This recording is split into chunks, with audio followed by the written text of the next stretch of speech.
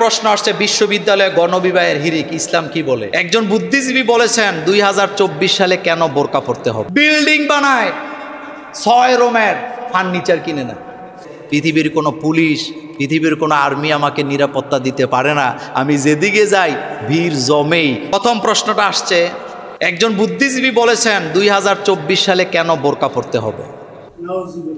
হইছে কি, মন মগজে যা থাকে ফুটটুস করে বাইরে হয়ে যায়। কথা ঠিক বলি না? কেমনে বাইরে হয়? অর্থাৎ এই কথার দ্বারা আল্লাহ তারে ধরায় দিছে যে তোমরা যে বিশ্বাস করে এই জায়গায় বসাইছ, লোক কিন্তু বেশি সুবিধার না।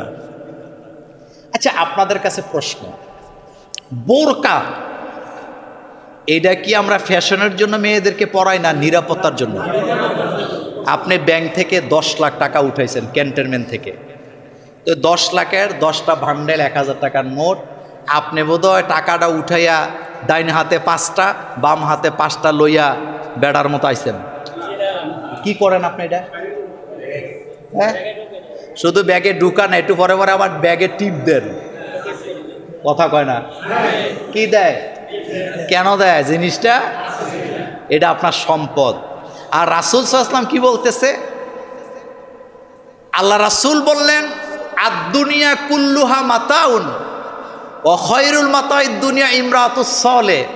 রাসূল বলছেন পৃথিবীর যত সম্পদ আছে সকল সম্পদের মধ্যে শ্রেষ্ঠ সম্পদ হলো ন্যায়পরায়ণা সতীত্ববান নারী। টাকা তো নারীর কাছে কোনো জিনিসই না মিয়া। তো আমার মায়ের জাত, বোনের জাত, স্ত্রীর জাত, মেয়ের জাত, এটা আমার কাছে দামি নাকি সস্তা? তো এটাকে আমি প্যাকেট করে রাখবো কি রাখবো না? আচ্ছা, ইন্ডিয়ার একজন নায়িকা বোম্বে এয়ারপোর্টে বোরকা পরে ধরা পড়ছে। কি পরে? বোরকা পরে ধরা পড়ছে, মানে বোরকা পরে এয়ারপোর্টে। সাংবাদিক একজনে চিনছে, চীনা যায় বলতেছে, আপনি তো হিন্দু মহিলা, ভারতের মতো দেশের একজন কি নায়িকা, আপনি বোরকা পরছেন কেন? সে তখন মুচকি হাসি দিয়ে বলছে, পৃথিবীর কোনো পুলিশ, পৃথিবীর কোনো আর্মি আমাকে নিরাপত্তা দিতে পারে না, আমি যেদিকে যাই ভিড় জমেই, কিন্তু এই বোরকা আমাকে নিরাপত্তা দেয়। এই বোরকা থাকলে আমার আর পুলিশে পাহারা দেওয়াও লাগে না। সুতরাং বোরকা পরলে শুধু মুসলমানের মেয়েরা কি হয় না, নিরাপদ হয় না। 2024 নয়, কিয়ামতের আগ পর্যন্ত যেই মেয়ে বোরকা পরবে, এই বোরকা এই আল্লাহ তাকে নিরাপত্তা দিবে। তোমার মতো সলিমুদ্দি কলিমুদ্দি এটা বুঝবা না, কারণ তোমার তো সমস্যা অন্য জায়গায় সমস্যা। আচ্ছা, আপনি বলেন তো, আপনাদের এলাকায় মুরগি পালেন না আপনারা? মুরগি কোথায় রাখেন? কথা কয় না? আতাল বা খোয়ার বলে না? আচ্ছা, আপনাদের এলাকায় শিয়াল আছে না? আপনি আপনার মুরগিকে খোয়ারে রাখেন বা আতালে রাখেন বা ঘরে রাখেন তালা মাইরা, এটা আপনার সম্পদ, আপনি তাকে রাখছেন।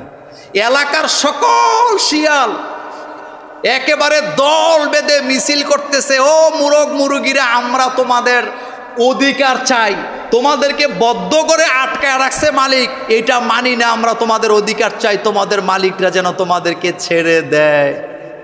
উদ্দেশ্য ভালো না খারাপ? উদ্দেশ্য ভালো না খারাপ? এখন মুরগি যদি মনে করে ঠিকই ধরছে, তা আমার অধিকার চায়, তো মুরগিও যদি রাস্তায় বাইর হয়, শিয়ালের সুবিধা কম না বেশি? এতে সেম অবস্থা। যারা কলেজে, ভার্সিটিতে, স্কুলে মেয়েদেরকে বোরকা পরতে নিষেধ করে, যারা পরীক্ষা দেওয়ার সময় মেয়েদেরকে মুখ খুলতে বাধ্য করে, তারা সব শিয়ালের গোষ্ঠী। তারা মুসলমান হতে পারে না, মানুষ হতে পারে না। আমরা কাউকে জোর করে বোরকা পরাই নাই, বরং বোরকা পরার সফলতা, বোরকা পরার সবচেয়ে বড় দিক যেগুলা নিরাপত্তা, এটা যখন মেয়েরা বুঝতে পারছে, তারা দলে দলে এখন কি পরে? বোরকা পরে। আপনি ইসলাম বুঝতে হইলে মুজদালেফার দিকে তাকান, হজ করতে গেছেন না আপনারা? মুজদালেফায় রাতের বেলা এই রকমের কালো মানুষও আছে, চাঁদের চেয়ে সুন্দর রমণীরাও আছে। আমি আপনাকে চ্যালেঞ্জ দিচ্ছি, গোয়ালার জন্য বলি নাই, এ আবহমান কাল ধরে মুজদালেফায় মুসলমানেরা নারী পুরুষ একসাথে মিনায় মুজদালেফায় আরাফায় চাঁদের চেয়ে সুন্দর নারীরাও আছেন, কালো কালো পুরুষেরাও আছেন, বলিষ্ঠ মানুষগুলোও আছেন। যুগের পর যুগ মিনায় মুজদালেফায় নারী পুরুষ একসাথে চললেন, একজন নারীর বোরকা চাদর ধরে টান দেওয়ার ক্ষমতা কেউ পায় নাই। এটার নাম ইসলাম, এটার নাম ইসলাম। এটার নাম কি? আমাদের দেশে লুচ্চা মার্কা সারেরা কি বলে, আপনার বাইবা দিতে গেলে মেয়েদেরকে জোর কইরা মুখ খুললা দেখে। এখানে একটা প্রশ্ন আসছে, বিশ্ববিদ্যালয়ে গণবিবাহের হিরিক, ইসলাম কি বলে? গণবিবাহ যৌতুক মুক্ত হোক, এতে কোনো আপত্তি, এবং বিয়াটা যেন টিকে, গার্জিয়ানের অনুমতি যেন থাকে, বিয়ের শর্ত পূরণ করে বিয়া হোক, যৌতুক মুক্ত বাংলাদেশ চাই। কি মুক্ত? কি মুক্ত? 7 বার হজ করে আইসা বিয়া করার ছেলে বিয়া করানোর সময় যৌতুক খায় না, এরকমের লোক জুমুরে নাই।